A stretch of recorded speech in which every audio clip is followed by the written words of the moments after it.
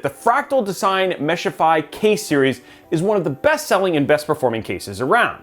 Well, Fractal is back to capitalize on that and give the mini ITX market something to crave. Are we going to crave this little case? Are we?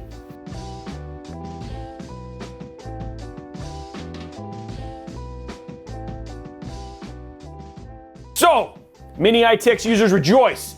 Dance in the streets as Fractal's come through for you and giving you something affordable, dare I say great looking, and hopefully performs as good as the other Meshify cases. It's like they took the Meshify 2, which is a great case by the way, and they gave it to The Rock, who like crushed it down into like the smaller, more form-factored version of this with all of his muscles. He's like, ugh. First, let's talk about the specs of the Meshify 2 Nano, starting with the color choice. We have your typical black or white options here, both coming in at $99.99. Yes, that magical sub $100 price point. Sure, it's only a penny less, but hey, it's about the psychology. When you get it, it comes packed with this little fractal, look at that, isn't that cute? It does not improve performance. Kind of like the horse armor in the new Monkey Island game. It's made of your typical steel and plastic. Tempered glass makes up the material of the Meshify 2 Nano. So no mind-blowing materials used as Fractal, sticking with what's tried and true. But one day, Fractal, we want to see one made of like moon dust and unicorn poop. But I have heard, I don't know if you guys know this, but unicorn poop is quite pricey. Now the case sits at 15 inches long, 8 inches wide, and 13 inches tall. That puts the Meshify 2 Nano a little bit bigger than the Cooler Master NR200P, but smaller than the Fractal Torrent Nano, which is like the Bugatti of small form factor airflow cases. NR200P, Fractal Torrent Nano, there's the pretty thumbnails if you want to go find those over on our YouTube channel. Here's what we have for front I/O. We've got USB 3.1 Gen 2 Type C port. We've got two USB 3.0 Type A ports. We've got one microphone jack and one headphone jack. We've also got a power button and a reset button. Toolless push to lock on the top side and front panels, along with toolless thumb screws to secure the side panels in place. Just watch it. So easy. Oh, so easy. Not as easy, but still I made it look good. Check it out. You got dust filters on the top, front, and bottom of the case to help with airflow. Boom, there it is. It's only mini ITX and mini DTX boards that are gonna fit inside of this case. For you air cooler, you can fit up to 167 millimeters in height. Front and rear are the only spots to put radiators in the Meshify 2 Nano. In front, you can fit a 120 millimeter or 280 millimeter, and the rear is only 120 millimeters. Honestly, don't buy 120 millimeter AIO to mount on the rear. The cooling's not good, it blocks the exhaust, and therefore you're just better off going with an air cooler and a simple fan on the back. Now, switching from radiators to fans, we see something very similar. Up front, you can do two 120 millimeter or two 140 millimeter fans. In the stock configuration, you actually get one Dynamic X2 GP14 140 millimeter fan included. So up top, you can do two 120 millimeter or one 140 millimeter slim fan with a max of 15 millimeters of thickness. In the rear, you can do one 120 millimeter, and it comes with a Dynamic X2 GP12, which is their 120 millimeter stock fan. And finally on the bottom, you can actually include a 120 millimeter fan,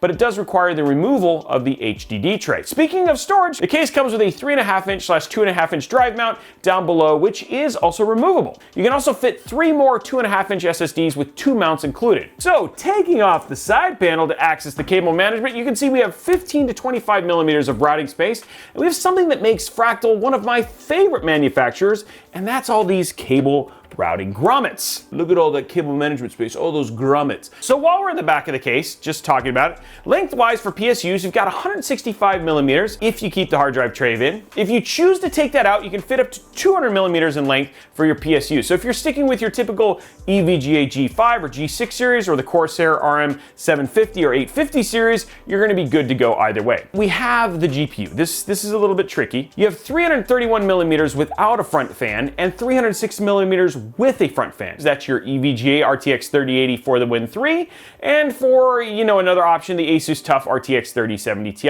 For the AMD side, you've got like your Gigabyte Radeon RX 6700 XT, or any basically 2-fan AMD card will fit inside there. Now there's a lot of 3-fan AMD cards, as there are NVIDIA cards, that just are a bit beefier than 306 millimeters, so make sure that you check the card length before you just go ahead and stick a card inside of that. How do actual parts and the build experience and and all that stuff work with it. You know what?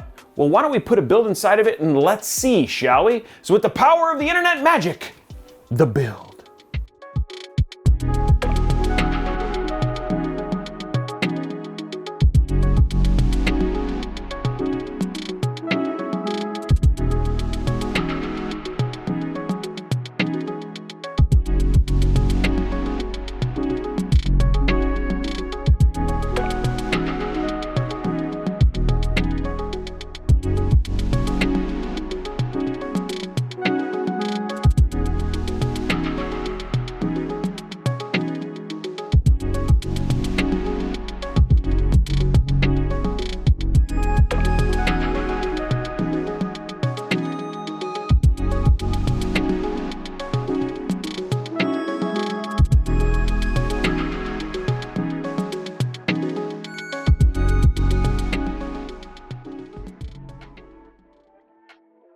There's not still a build in here because this is ready for Robeytech Live, but you've seen a full build in it, and if you're curious about what we put inside of this little devil, you can go ahead and jump to the end of the video where we have all the benchmarks for the games if you want to build a similar system, and we have links to all of the parts should you really want to do this and build this yourself down in the description below. How was the build experience then, Robey? Well, in a nutshell, it was almost on par with all the other Fractal SFF cases that we reviewed recently, like the Fractal Torrent Mini and the Pop Air Mini, with one exception. The only issue I had with this case is right inside here. You'll probably see a better version of it, but it's this little hole right here. The single biggest gripe we have with this case. It's barely big enough for a 4-pin EPS connector, and if you don't have an 8-pin EPS that splits, then you know what, you might as well forget it. Also, as hard as this may be, you are going to want to do yourself a favor and ensure that you route all of the cables you need through that hole, and that means your EPS and rear fans or anything else before putting in your motherboard. Because once you have your motherboard in with the rear I/O and VRMs, you're going to have an even harder time routing anything through that very little tiny hole. So that's the biggest drawback out of the way. What about some of the highlights? Well, cable management is good for an SFF case. And to be honest, with all the routing support and help, it's very useful, and we're glad that Fractal provided it. The case was easy to take apart and it felt premium despite the price point of $99.99. So with a little pre-planning and some order of operations like putting your motherboard in after routing cables, you can actually do a successful build in this case while saving yourself some hair pulling and potentially a rather large investment in some hair growth products later.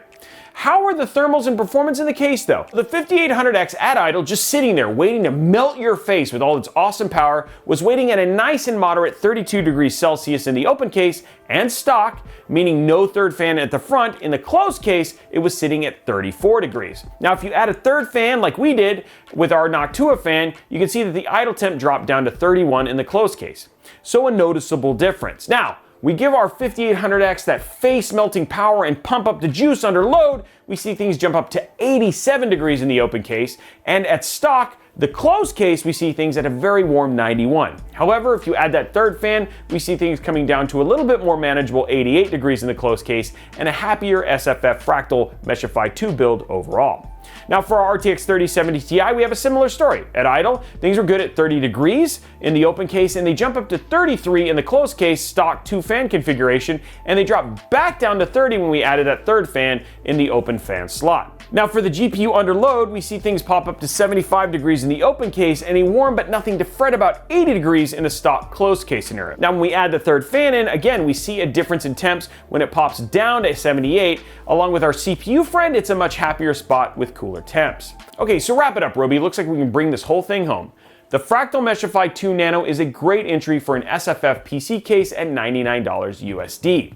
I mean, it has its challenges with building in the case, but with some proper planning and following an order of operations when running the cables, you can have an okay build experience that is on par with other SFF cases. Then I don't see any reason not to recommend it. And if this one calls to you like Obi-Wan's voice does to Luke and his X-Wing, then hey, listen to the Force. But what do you think? Tell us your thoughts, and maybe you could win a little cash in the process. First and foremost, you need to leave a quality comment down below, along with liking and subscribing to the channel. Now, when I say quality comment, it doesn't need to be positive, it just needs to be something you liked or didn't like about the video. What surprised you, etc. about the build, the video, it doesn't matter. Just not, hey, I deserve to win, and can I have this case with all of the components that you had inside of it, or something else weird or lame. You also need to ensure we have a way to reach you via your YouTube profile, like your email. So put your email in your YouTube profile, because we'll be giving away $25 to one lucky comment down below that is worldwide, as long as you can accept PayPal or Venmo. If we don't have your email in your YouTube profile, we can't tell you who won, and therefore you can't win. So what did you think of the Fractal Meshify 2 Nano? Were you surprised by our attempts and our benchmarks? Was this case something that you were actually considering? Have you actually been looking into an SFF build in the future? We'd love to know all that and more down in the comments below. Now, while you're down there, make sure you slap that subscribe button, whip that like button, and ring that notification bell so you get a notification each and every time we post a new video right here on Robeytech. Did you know we have a live stream channel for special builds and events? In fact, we're going to be building this on the live channel very soon. And you know what, it may already be live, so if it is, check it out right here. But if not, check out Robeytech Live down in the description below so you can like and subscribe and know when we go live, and don't miss awesome builds like when we build in this case. If you have questions about this case or any other tech-related questions, then check out our amazing Discord server over at discord.gg/Robeytech, filled with other tech and PC enthusiasts that love to share their thoughts and ideas on these very subjects. Are you looking for cheap tech? Then check out @Robeytech.com or @Robeytech Deals on Twitter. We have our guy Tom scaring the internet for the best deals on all things tech, from PC components to TVs to games to cases, you name it. Finally, you can follow me and my team on all the other socials @Robeytech, absolutely everywhere. We hope you enjoyed this video, and we look forward to seeing you on the next one. Thanks, guys.